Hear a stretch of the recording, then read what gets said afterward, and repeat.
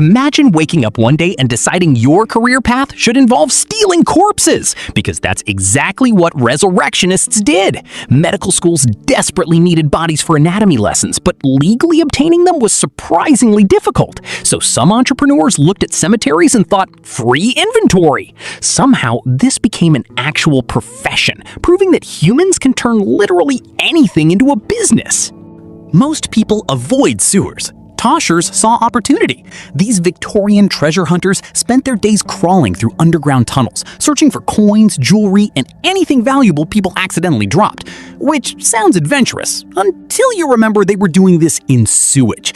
Basically, imagine becoming Indiana Jones, but every adventure smells unbelievably terrible. Before modern medicine, doctors were obsessed with leeches. They believed that draining blood could cure everything from headaches to fevers, so the demand for leeches was enormous. That meant someone had to collect them, and the job was exactly as unpleasant as it sounds.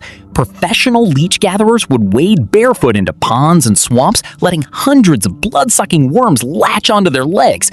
Once enough had attached, they'd pull them off, collect them in containers, and sell them to apothecaries and physicians. It was one of the few professions where getting bitten over and over again wasn't a workplace hazard. Victorian cities had a rat problem so severe that entire careers were built around hunting them. Rat catchers spent their days chasing rodents through streets, basements, and sewers, which sounds awful until you realize they were actually some of the most important people in town, because without them, the rats would have probably started paying taxes. Sin Eater? This job was somehow both depressing and confusing. When someone died, a Sin Eater would be paid to eat food placed on the corpse, symbolically absorbing the dead person's sins.